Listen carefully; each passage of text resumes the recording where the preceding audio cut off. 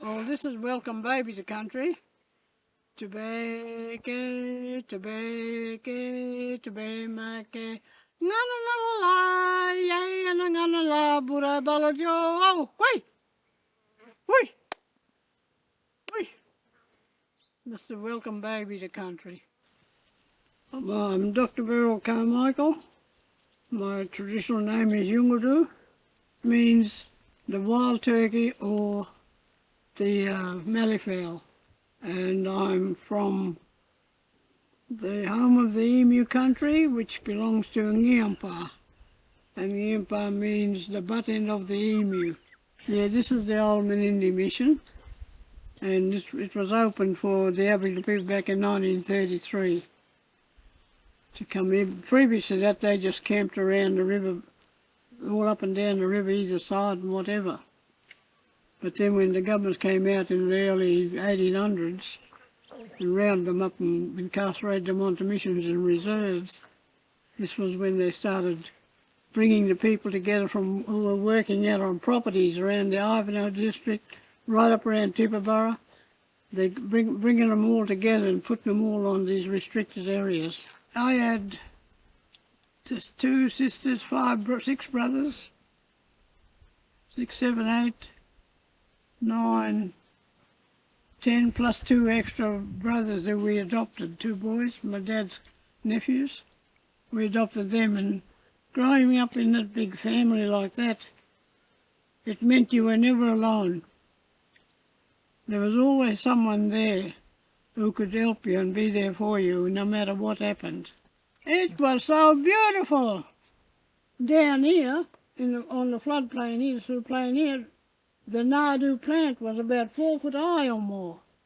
Wherever you looked around the western region here along the river, all you'd see is this beautiful tall plants growing. There was a nardoo, the plant that the women used to gather the seed to grind up to make their flour. I always said, and old people always maintain, we're all spiritually connected. What happens to the fish happens to the people. The same with the plants, the berries, the fruit, everything.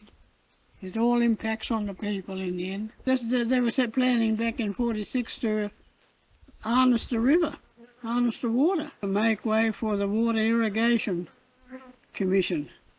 The mission manager sent a message around the mission that the mission was going to close.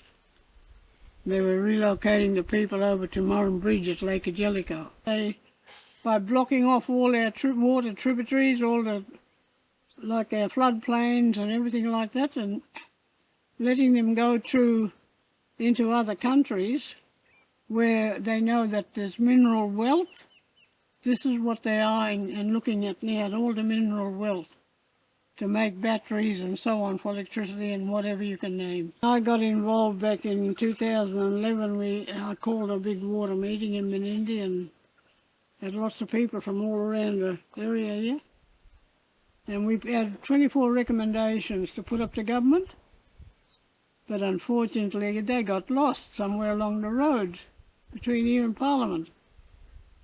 So I thought I'm going to send it down to them again anyway, because nothing's being resolved and it's getting bigger and bigger, this drought.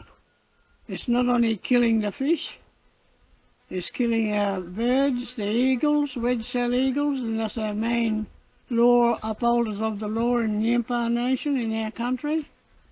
Killing the crows, it's killing the porcupines, the echidnas. Yeah, so there's a whole lot going on that people are unaware of.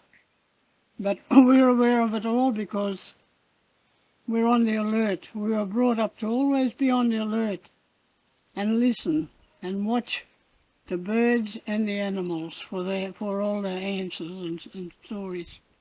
You know, they're the ones who's responding to us. We're not dum-dums. We know a drought when we see one. We have special trees out here that warns us a drought is coming. The greatest, I think, achievement in my life was to be recognised as an elder with the knowledge. It meant so much to me to be given that recognition. And, you know, even today it's taken a long time to come to grips with, because I never looked above any other elder in my community. And the elders that I had leading me was the best fisherwoman. She knew where all the grubs were, the bardies, the witchery, the moon grubs. She knew the right fishing spots around the river bends and all around here. The other lady, she would be the cook. She knew how to cook everything in the hole, under the ground and so on. The other one was the tracker. And the other one was the dancers, to teach us to dance, the song and dances. So having these ladies leading us was just like a big band, you know. You could tune into any time of day. But the main one, the eldest one, she went through the highest degree in Aboriginal law, and she always told us to call her Gati, which means sister. You have to follow in the footsteps of the elders, not walk ahead of them, or, you know, get out carrying on stupid in front of them, but follow in their footsteps. And when they came across something that was important and vital to you, they'd put their hand up and you'd stop, and they'd tell you to come around and show you what they wanted you to see there. I think there's so much they could learn from the wisdom and knowledge of our elders that it would really shock them and surprise them. Hardly any bush tucker growing anymore, because they're digging it all out to put pipelines all over Australia. Classic examples, down the Wentworth Road, they cleared acres and acres either side of the main highway, and we could stop there and get a feed of bush bananas or wild peach, orange. Then you can go and get the plants, the berries, little berries on the ground and so on. But you can't now, they've ripped them all out. You know, who the hell do they think they are to do this to our country? Without authorisation or negotiation with the Ngampa people, this is what makes me wild. They never ever came and sat down with the Ngampa people, the true custodians, and discussed any of it. We find out secondhand what's going on. We've got to build up the trust of the elders, number one. You can't just say to an elder, I want you to come in school and talk about this subject, this or whatever.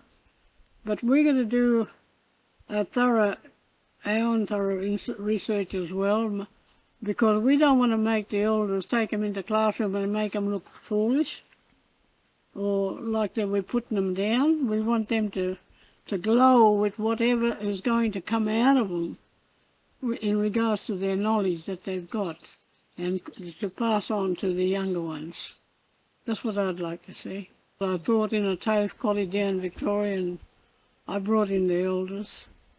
We took the kids out on excursion, whatever, and all the while we're talking to them and passing on the education, how we grew up in what areas and whatever. And, you know, so it's vital that we tell them we too had a trial and error period that we had to go through in education. So I've written about 5 to 6 children's books, story books, and got another 20 to go.